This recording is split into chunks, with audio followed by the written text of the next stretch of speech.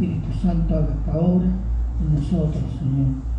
Y se lo agradecemos en Cristo Jesús. Amén. Amén.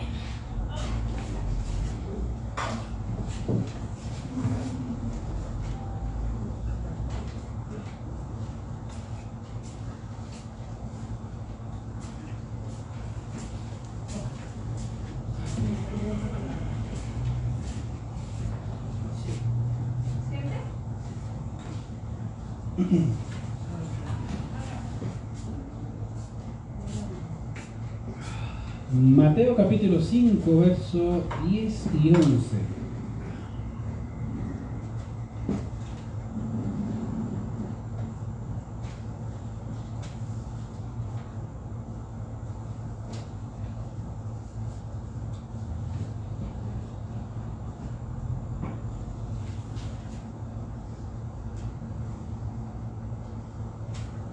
Mateo capítulo 5, versos 10 y 11 dice: Bienaventurados los que padecen persecución por causa de la justicia, porque de ellos es el reino de los cielos. Bienaventurados sois cuando por mi causa os vituperen y os persigan y digan toda clase de mal contra vosotros, diciendo. El 12 dice: Gozaos y alegraos, porque vuestro galardón es grande en los cielos, porque así persiguieron a los profetas que fueron antes de vosotros. Estamos llegando al final de las bienaventuranzas, o en realidad del camino del gozo del creyente, podríamos llamarle de alguna forma. Y ya hemos visto 8 bienaventuranzas, hasta 7, hoy día vamos a ver la última. Hemos visto: bienaventurados los pobres, bienaventurados los que lloran, los mansos, los que tienen hambre y sed de justicia, los misericordiosos, los de limpio corazón y los pacificadores, y los que padecen persecución por causa de la justicia.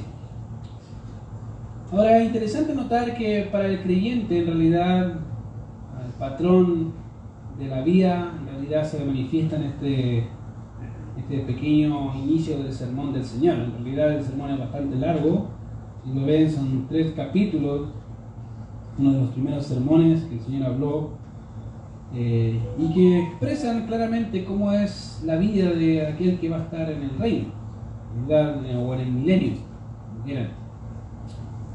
Y es interesante notar que también, aunque está dirigido exclusivamente o está dirigido principalmente al pueblo de Israel, hay características primordiales que se manifiestan también para la iglesia en alguna medida. Ahora, obviamente, cuando llegamos a entender cómo es la dicha o cómo es el gozo real y verdadero para un creyente, vamos a poder entender también qué es lo que el Señor pide y demanda de nosotros.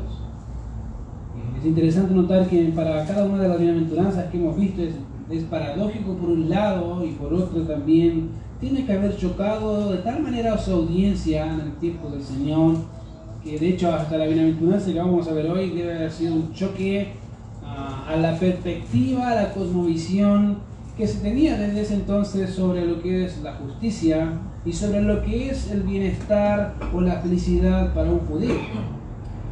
Ahora, cuando empezamos leyendo este libro, o cuando empezamos leyendo en realidad la bienaventuranza del versículo 10, dice ahí bienaventurados, y esa expresión, si se fijan, aparece en el verso 10 y en el verso 11. La palabra bienaventurado aparece en ambos textos.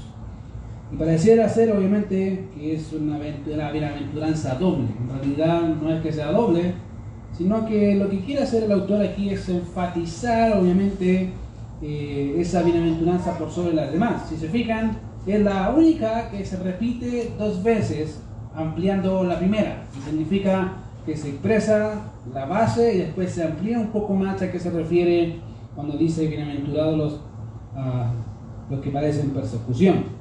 Es una extensión, el versículo 11 es una extensión del versículo 10. Ahora bien, cuando leemos estos 2 versículos notaremos algunas cosas interesantes. Ejemplo, en primer lugar podemos ver que se repite, como dije, la palabra bienaventurado, de una manera que la idea aquí es no es solamente la repetición, sino enfatizar el gozo real de ese tipo de personas. Ahora, la pregunta es entonces, ¿qué es aquello por lo cual se les llama bienaventurados? ¿Quiénes son? ¿O por qué se les llama así? Y si leen el texto es súper fácil, dice bienaventurados los que padecen persecución. Ahora, Cuando ya leemos esa frase que dice, bienaventurados los que padecen persecución, yo no sé si lo notas, pero es como paradójico por un lado pensar que una persona feliz, que eso es la traducción, o una persona dichosa, gozosa, que gusta de un gozo pleno y verdadero, es una persona que sufre persecución. Y es en realidad, como dije, paradójico por un lado pensar en esta bienaventuranza y por otro lado, obviamente, pensar que el sufrimiento es algo que nos causa gozo. Yo creo que el mundo en realidad es, y hablando del mundo en términos generales, incluso el creyente promedio no le gusta sufrir. Yo no sé si a ti te gusta sufrir, pero a mí no. Y tratamos por todos los medios de correr del sufrimiento. Fíjate que el mundo gira en encontrar la paz y la seguridad, pero tratamos con todas las fuerzas que podemos de arrancar del sufrimiento. No nos gusta sufrir. Pero el Señor, cuando llegamos acá, dice, bienaventurados los que padecen persecución. Los que sufren en estricto rigor son bienaventurados. Y dice, wow, ¿cómo es una persona feliz y a la vez que sufre? Es raro pensar que una persona que sufre, de hecho creo que cualquiera de nosotros podemos pensar en muchos ejemplos y pensar cómo una persona que sufre es feliz. Bueno, imagínate que para nosotros es paradójico, imagínate para el pueblo judío, en ese tiempo que estaba toda su audiencia ahí presente, escuchando atento el sermón, y que el Señor de repente, después de escuchar bienaventurados los que lloran, los que mansos, los que tienen hambre y sed de justicia, los misericordiosos, los de limpio corazón, los pacificadores, los que padecen, y llega ahí los que padecen persecución.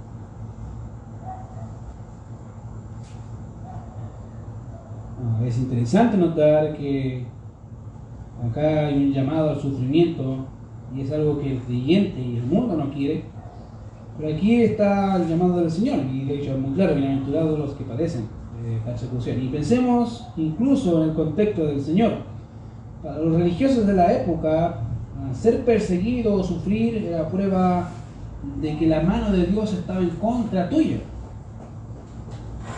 Y es muy raro, y tú puedes ver ejemplos muy gráficos de eso. Te puedes acordar de Job, ¿te acuerdas? Cuando los amigos de Job dijeron, tú hiciste algo porque Dios te castigó. Y todos argumentaban de una u otra forma, Job, algo hiciste. Y de hecho, eso fue incluso en el tiempo del Señor Jesucristo, cuando los mismos apóstoles, al ver un hombre nacido ciego, le preguntan, ¿quién pecó? ¿Este o sus padres para que haya nacido ciego? Para la mente judía, pensar en la persecución significaba juicio de Dios. Era algo por lo cual Dios estaba disgustado contigo y por eso padecías. Entonces imagínate la audiencia escuchando y de repente el Señor diciendo no solamente bienaventurados los que lloran, sino que llegaron a un punto de decir bienaventurados los perseguidos. ¿Qué? ¿Cómo un perseguido, como una persona en que se supone que la mano de Dios está en contra suya es una persona bienaventurada? Y eso es algo que encontramos ahí y por eso no solo debe haber sonado paradójico para los discípulos escuchar esa declaración y en especial esa, sino que debe haber sido abrumador pensar en una bienaventuranza como esta. Bienaventurados los que padecen. Es antagónico a todo lo que uno pudiera pensar y de hecho lógicamente podríamos pensar, bueno, no tiene lógica porque se supone que queremos una vida segura, se supone que no queremos sufrir, se supone que queremos pasar esta vida lo más light que podamos, pero Dios dice no, ese no es mi patrón ni mi forma. Bueno, fíjate que la palabra que Marcos ocupa aquí para lo que es persecución, padecer persecución, aparece 45 veces en el Nuevo Testamento y tiene en sí dos ideas principales. ¿Ya? En primer lugar, tiene el sentido de seguir con celo, como adherirse a una persona o a una causa, y como lo hacía el apóstol Pablo. ¿Se acuerdan? Que él con celo iba a las ciudades y perseguía a los creyentes. Bueno, esa es una forma. Cuando dice perseguir, tiene que ver con seguir una causa, y eso significa también perseguir a los enemigos de esa causa. Es un ejemplo muy gráfico de lo que podría significar la palabra ahí perseguido. Y en segundo lugar, tiene un sentido de empujar y de ahí padecer en movimiento, mover, poner en movimiento, y de ahí puede ser expulsar o perseguir, y dentro del cual significa básicamente tener una idea religiosa tan arraigada que voy en contra, que era también parte del apóstol Pablo antes de ser cristiano. Así que esa es básicamente la idea ahí de persecución religiosa. Lo como una prueba o un privilegio también se puede ver en el estricto rigor de lo que es el Evangelio. Ahora, este es el sentido del texto en realidad, que es persecución literal, tal cual está ahí, la expresión ahí padecen persecución, es fácil de entenderla, no es muy difícil. No solo nos habla de un sentido literal de aquellos que serán ciudadanos del reino, sino que también es parte esencial de la vida cristiana. Como te dije, yo no sé si te gusta sufrir, pero Dios nos llama a sufrir. Es algo por lo cual Él lo dejó muy claro. El Señor nos llama a padecer o a estar dispuestos a hacerlo, no importa las consecuencias. Lo interesante de lo que el Señor está diciendo en estas palabras no solo está en lo paradójico, como dije, de la declaración o su aparente antagonismo, sino que la misma expresión nos habla de dos posibilidades de lo que el Señor estaba tratando de comunicarle acá a los discípulos. En primer lugar, la expresión, los que padecen persecución, puede hablar o puede estar hablando el Señor de una obra simultánea, vale decir que aquellos que son perseguidos en ese mismo instante son bienaventurados y reciben el galardón. O sea, algunos piensan o podrían pensar que eso es en el momento en que tú eres perseguido por causa del Señor, eres bienaventurado y tienes el galardón. La segunda opción, o la otra opción que hay, es básicamente un poco distinta. Ya habla del estado anterior a la recompensa. Básicamente decir que el galardón de aquellos que sufren no acompaña a la persecución, o como dice de hecho un escritor llamado Evis Carballosa, dice así, sino que son posteriores a ella, es decir, después de haber padecido las persecuciones por causa de la justicia. Entonces esa es la idea. La idea es que estos bienaventurados han padecido y por eso tienen recompensa. Esa es la idea. Entonces eso nos dice algo, que aquellos que son creyentes del Señor tienen algo y tienen que incorporar, o tenemos que incorporarnos en realidad un chip, que es la persecución es parte del proceso. Y es algo que no nos gusta escuchar, pero es parte del proceso. Para los ciudadanos del reino es parte del proceso. Y tú lo puedes ver, y pensaba yo, ¿cómo podemos ver eso anterior a la venida del rey? Bueno, recuerda que Apocalipsis dice que Israel será perseguido por 3 años y medio. Y no va a ser perseguido por cualquier persona. Va a ser perseguido por Satanás, el diablo, para querer deshacer al pueblo de Dios, y Dios los va a proteger. Pero ellos van a ser perseguidos y de una forma feroz.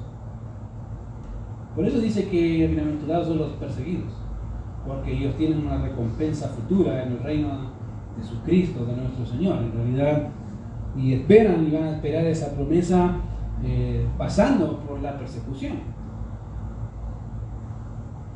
Ahora, cuando pensamos en eso, obviamente, nos habla obviamente del contexto que ya les he explicado, que tiene que ver con relación al pacto que van a establecerse cuando el Señor venga, que es el nuevo pacto, y cómo Dios va a consumar su ira también con las naciones y con Israel.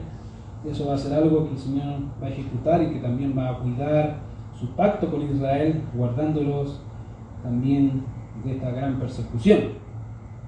Ahora, otro aspecto importante a considerar es que para ese entonces el Señor ya tenía oposición. Ahora, algunos podrían pensar, bueno, eso es para el ciudadano, eso no era para el Señor. Bueno, si no tan bien, en realidad el Señor desde casi los inicios de su ministerio tuvo persecución. La primera vez que el Señor hizo una aparición confrontacional fue en una fiesta. Dice que volcó las mesas de los cambistas y todos quedaron asombrados. ¿Qué pasó? Ahí conocieron al Señor. El celo de tu casa me consume. Algunos piensan O podrían pensar, queridos, que eso lo hizo una vez, en realidad lo hizo 2 veces. Lo hizo al principio de su ministerio y al final de su ministerio.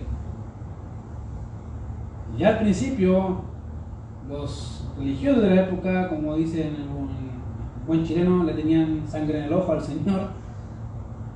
Y no solamente ellos, sino que de hecho tuvo que salir de Nazaret porque no le creían. Entonces el Señor ya tenía, para empezar el ministerio, ya tenía bastantes oponentes a su ministerio y a su persona. Entonces pensar que el creyente no va a pasar por algo parecido es no ver las Escrituras y no ver y seguir el patrón que el Señor dijo. Bueno, si a mí me han perseguido, ustedes también los perseguirán. Si a mí me han creído, ustedes también les van a creer. Es el patrón lógico que el Señor ha dejado y es algo que debemos considerar muy bien. Ahora bien, observar, obviamente cuando dice que las otras bienaventuranzas tienen algo en distintivo, es algo que debemos observar acá. Ejemplo, todas las bienaventuranzas, exceptuando esta, están enfocadas en relación entre el hombre con Dios. Todas. Si tú dices, bienaventurados los que lloran porque ellos recibirán consolación, eso tiene una estrecha relación de tu condición con Dios. Y así sucesivamente hasta llegar al versículo 10. El versículo 10 como a que hace en realidad un cambio y marca una diferencia entre la relación que tiene el creyente o en realidad el mundo con el creyente. Todos los otros marcan relación hombre-Dios. De acá no.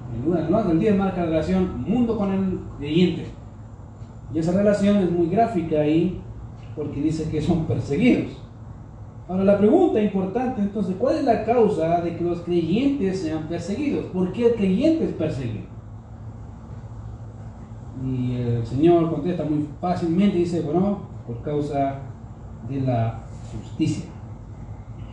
Y ese es el punto más importante a considerar dentro de eso, obviamente, que son la causa. Tenemos la bienaventuranza, tenemos la causa, y acá está la causa, por causa de la justicia.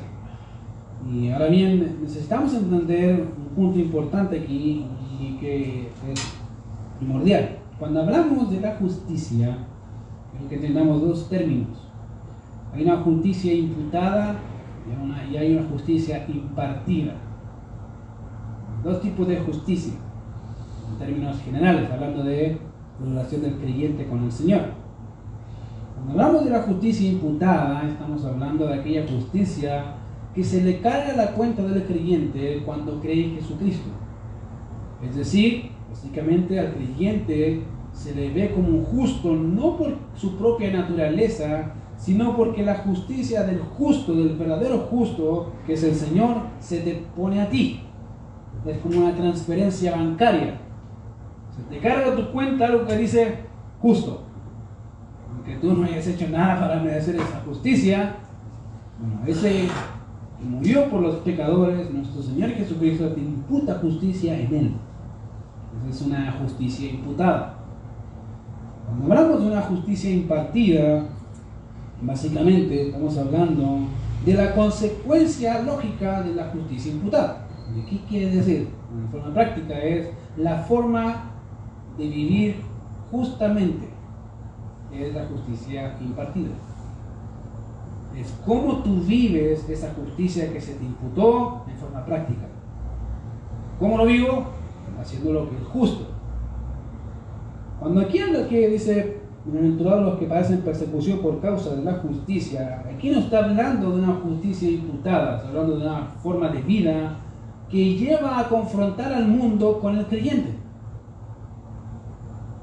Estos hombres acá viven de tal forma que el mundo los ve y los odia. No quieren saber de él, no quieren escucharlo. ¿Por qué? Porque su forma de vida muestra en realidad cómo es.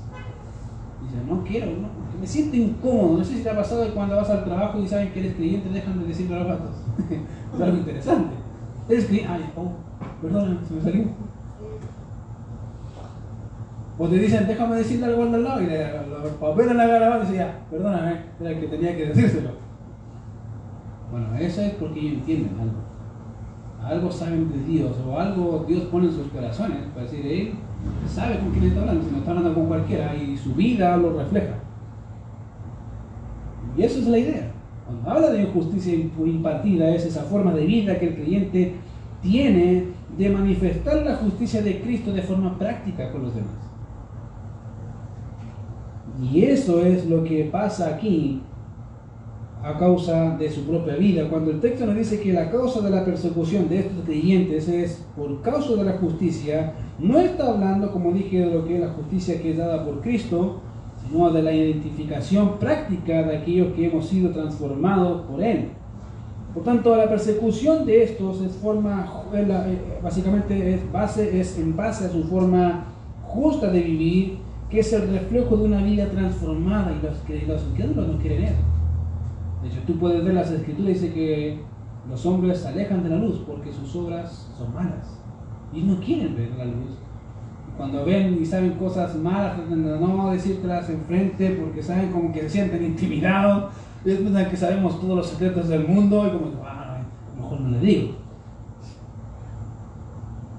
De manera que la forma de vivir del creyente en el mundo no es algo que nos deba sorprender, querido, sino a lo contrario, en cómo su vida refleja a Cristo oponiéndose al mundo, y eso sí debe sorprender.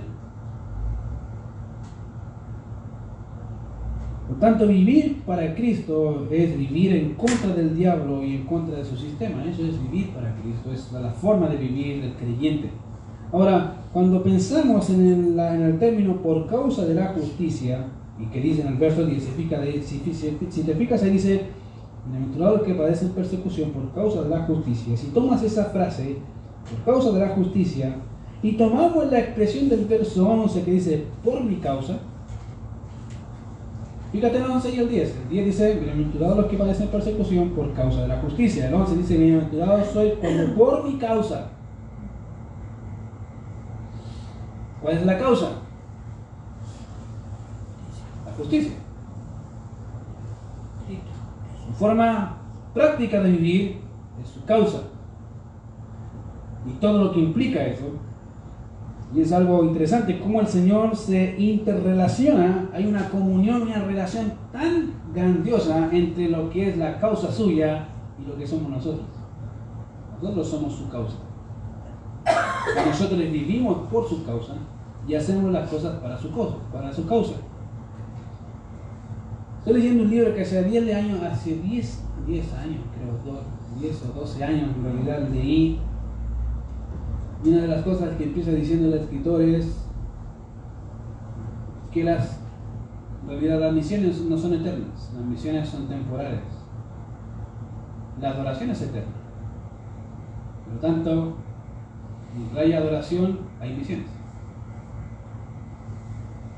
Y pensando en eso esta semana dije, ok, si la adoración es el punto principal del creyente, porque eso vamos a hacer por la eternidad, entonces, ¿cuáles son las ramificaciones de esa adoración? Entonces tú te pones a pensar y dices, mira, todo lo que hagáis sea de palabra, de hecho, hacerlo para la gloria del Señor. La oración es una ramificación de la adoración al Señor porque muestra dependencia de aquel que adoramos. El evangelismo es una muestra de adoración al Señor porque le manifestamos a otros cómo es Dios. ¡Wow! De ahí pegándome solo palos. Uno, vamos con todos.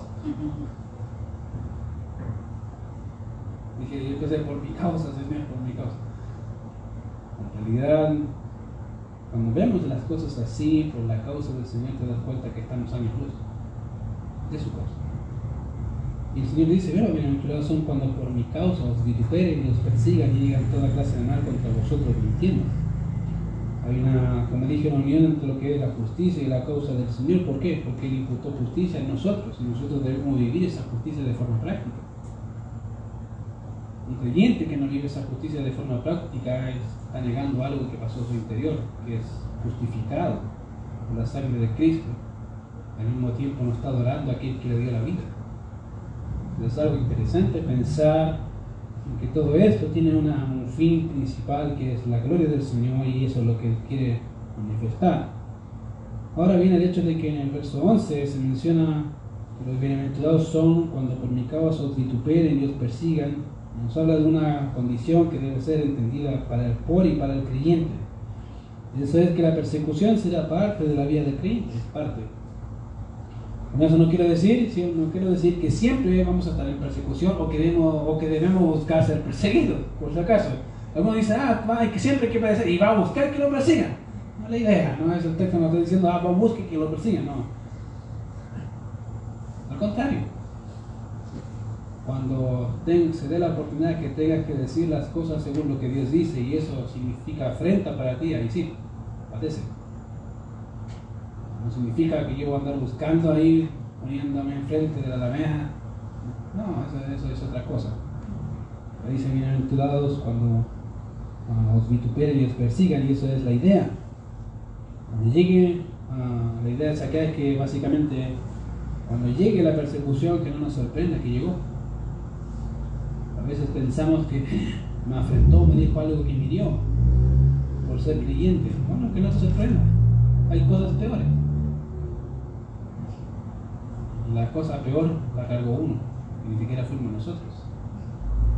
Así que creo que seamos vituperados por causa de él, más que lamentarnos, debería producir gozo.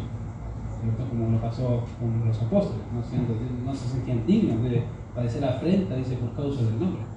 Bueno, creo que es algo que podemos aprender de ellos también, y es algo que los apóstoles sabían muy bien. No significa que siempre vamos a padecer.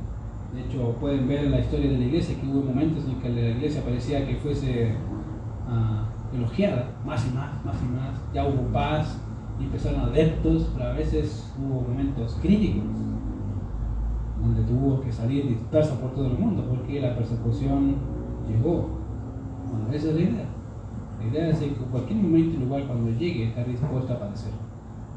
No importa las consecuencias, sino estar dispuesto con un corazón agradecido por padecer por causa del Señor. Ahora te pregunto lo siguiente, ¿hay alguna manera en que el creyente pueda evitar la persecución? Buena pregunta. ¿Sí?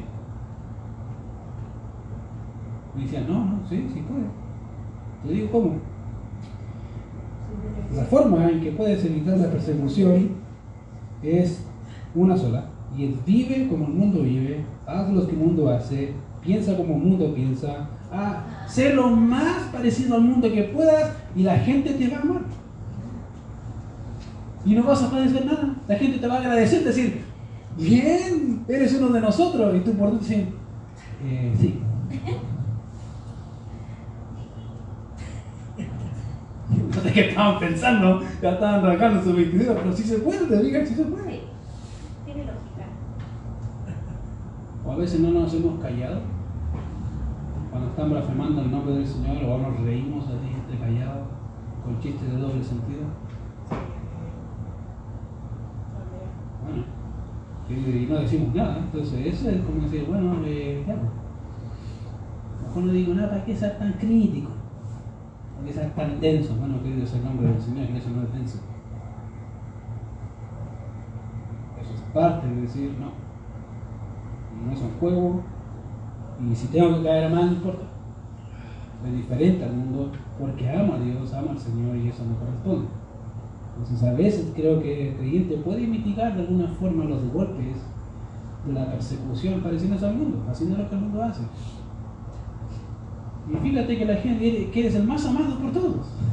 El Señor dijo, cuidado con eso, porque así amaban a los falsos. Cuidado. Queridos, hay una forma en que el creyente puede mitigar la persecución, es pareciéndose al mundo. El problema es las consecuencias que vienen futuras. Una persona que vive en esa condición fácilmente podríamos dudar si es salvo o no. Pues no solamente se camufla, sino que se siente cómodo. Dice, voy a ser un mundano más y pesca el silloncito del mundano y se siente, que está rico el silloncito, voy a quedar ahí todos los días mejor. No siento persecución, nadie me molesta, nadie me dice nada, total. Vivo la vida bien, querido, bueno, por ahora. El Señor dijo, si me negares delante de los hombres, yo también te negaré delante de mi Padre que está en los cielos. Es algo que la gente no quiere escuchar, pero el Señor fue muy gráfico con eso. Y para Él no es un juego pensar en que el creyente puede ser parte de este mundo. No, de hecho vemos Juan tan drástico con eso. Si alguno ama al mundo, el amor del Padre no está en el mundo. A cabo. No te dice, bueno, si lo amas un poquito, no, dice, si amas al mundo, no amas al Padre, y el Padre no está en ti, se acabó, no hay más vuelta que darle, y trata de argumentar lo que quieras, pero no es así. A veces, queridos, podemos engañarnos pensando en esa condición, pero hay serias repercusiones. Ahora, fíjate que el Señor dijo algo muy interesante hablando de eso. La identificación con Cristo es importante para el creyente y es parte del proceso. Hasta el punto que el Señor dijo en Lucas 21:12, dice, pero antes de todas estas cosas os echarán mano y os perseguirán y os entregarán a las sinagogas y a las cárceles y seréis llevados ante reyes y ante gobernantes por causa de mi nombre. Y les dijo a los apóstoles, les dijo, mira, ustedes se me van a seguir, no va a ser gratis,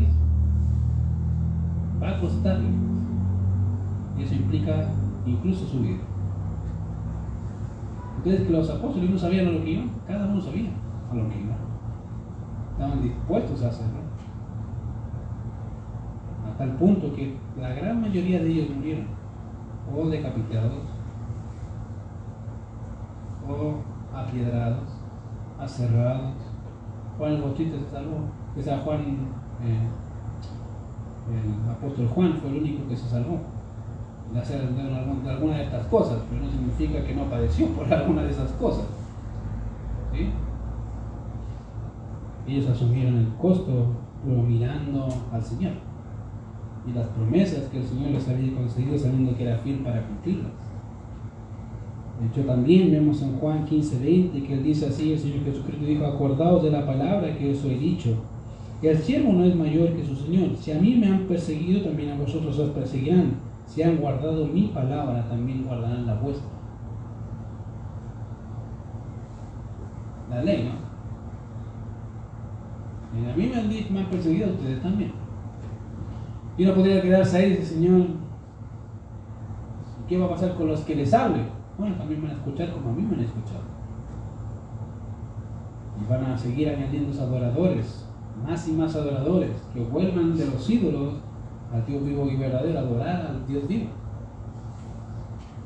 Y es algo interesante notar cuando vemos todo lo que el Señor ha hecho. Por tanto, la persecución, querido, no es solo parte del proceso de la vida del creyente, sino que es parte del crecimiento en el cual el creyente debe identificarse con la obra de Cristo, y eso es por su forma de vida justa, que a su vez es el reflejo de un corazón fiel que muestra al mundo la obra de Cristo, que mueve su causa. Y esa es la idea. El Señor mueva tu corazón para seguir haciendo la causa del Señor en este mundo. Ahora, esta justicia, o causa, y esta persecución tienen un punto principal e importante.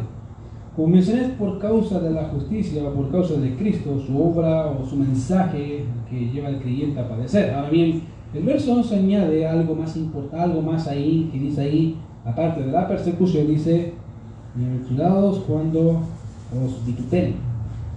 La idea de la palabra aquí básicamente puede ser reproche, difamación o vituperio. Literalmente significa tirar en la cara. En otras palabras, esto nos habla de una persona que lanza palabras abusivas en contra de otro, burlándose con crueldad. Esa es la idea de ser una persona ahí, una persona que vitupera, una persona que tira palabrotas agresivas en contra de otro. La idea es causar daño. Te pongo un ejemplo. ¿Se acuerdan cuando el Señor Jesucristo fue entregado al Sanedrín? Y después de ser juzgado, un soldado le abofeteó. Y él decía, bueno, decláranos si tú eres el Cristo. Y digo, si lo declares, tampoco van a creer. ¿Cuál es el problema? Pero veréis al Hijo del Hombre sentado a la diestra y dijeron blasfemia. Y empezaron a darle de bofetadas y de puñetazos, ¿se acuerdan? Bueno, en ese mismo instante dice, ese es uno de ellos. De hecho, ellos le dijeron, profetízanos, Cristo, ¿quién es el que te golpeó? Bueno, eso es literalmente una afrenta. Ellos no lo están diciendo, a ver, posiblemente era el Cristo. No, y ellos están burlando. Ahora dinos, a ver, si eres el Cristo, ahora ¿quién te pegó? Bueno, esa es la idea del vituperio. Cuando el Señor dice bienaventurados son cuando por mi causa os vituperen en sus heredades. No solamente que te persiguen, sino que están difamando tu nombre o tu persona por simplemente ser creyente. Me ha pasado en algunas páginas de Facebook, a veces me gusta meterme en problemas de Facebook, sobre todo en páginas de ateos, me gusta entenderme un rato. Y me ha sorprendido a veces el ataque personal que hacen en vez de atacar el argumento. Hace poco estuve hablando con uno que yo le puse en el comentario de la página, dice, parece que la página tiene serios problemas con el Dios de la Biblia. Porque todas las cosas venían en contra del Dios de la Biblia, no eran ni contra Zeus, ni con... No, el Dios de la Biblia. Y ahí saltó el defensor de los defensores, el padre Hurtado. Ahí saltó el padre Hurtado a defender a la página y empezó a exponer su causa. Y dije, ok, mira, hay cosas científicas, sí las creo, pero hay cosas que no son científicas y también las creo. Por ejemplo, los pensamientos, ¿cómo científicamente compruebas qué está pensando una persona? Eso no lo sabemos, sabemos que piensa, pero no sabemos qué es lo que piensa. Y él trató de decir una cosa rara, decir, no, que se puede saber los pensamientos. Yo lo que veo con el ejercicio que te ponen en pausa y pueden ver cómo tu cerebro o tu parte de masa va funcionando dependiendo de la estimulación. Pero llegar a saber lo que piensa la otra persona, eso es imposible, a menos que la otra persona te lo diga. Y ahí empezó, bueno, los cristianos, dije, pero ¿por qué rebajar la conversación a los cristianos? ¿Y qué tiene que ver los cristianos con el argumento? Y ahí noté que tiene que haberse metido en mi página de Facebook, tiene que haber habido el cristiano. Y ahí empezó el ataque. El punto, él decía, ¿cuál es el punto? Si estamos hablando de un tema, ¿por qué sacar el tema del cristianismo? Cuando estamos hablando de algo totalmente diferente al cristianismo. Bueno, la gente se ofende. Cuando viene alguien que te dice algo, que está diciendo algo no te funciona acá, y dice que es ateo y que es más inteligente que tú, a veces eso solo muestra la necedad del hombre y lo perdido que está sin el Señor. Bueno, querido, vituperio es la idea.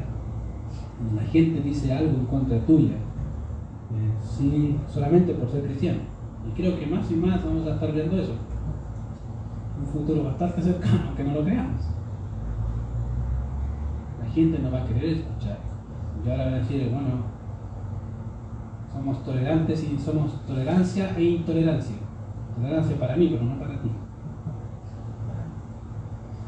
Pero es algo que pasa y va a seguir pasando. Ahora, si un creyente no solo es perseguido, sino que es vituperado por su forma de vivir la vida cristiana, y como eso es un contraste en contra de las normas del mundo, eso ofende a la persona, ofende a tu vecino, a la gente, y eso produce ciertas cosas. Y por último, otra consecuencia de una vida transformada llevará al mundo a buscar cualquier clase de mal contra el creyente mintiendo. Y eso fue exactamente lo que le pasó al Señor, ¿se acuerdan? Él dijo que en 3 días iba a destruir el templo y lo iba a restaurar. ¿Fue eso lo que dijo? Él está hablando del cuerpo, de su cuerpo, no del templo, pero ahí estaban los mentirosos, ¿no? Querido, mentirosos no faltan. Y tienes 2 opciones: o te frustra y dices, Señor, ¿por qué tengo que pasar por eso? O dices, gracias, Señor, porque sé que es mentira. Y si hay algo que tienen que decir de mí por mentir, mintiendo, ellos darán cuenta. Mi conciencia está limpia y mis manos también. Así que más allá de eso, querido, siéntete bendecido de alguna forma. Eso es que a la verdad, incluso a espaldas nuestras, mintiendo sobre un tema u otro. ¿Cuál es la recompensa? Fíjate el 10, dice, y termina diciendo, porque de ellos es el reino de los cielos. Notamos el inicio de las bienaventuranzas, mira ahí al principio, bienaventurados los que lloran porque ellos recibirán consolación. Bienaventurados los pobres porque de ellos es el reino de los cielos. Inicia diciendo que estos pobres son, o reciben ¿qué cosa? El reino de los cielos. Y estos que padecen persecución son los mismos.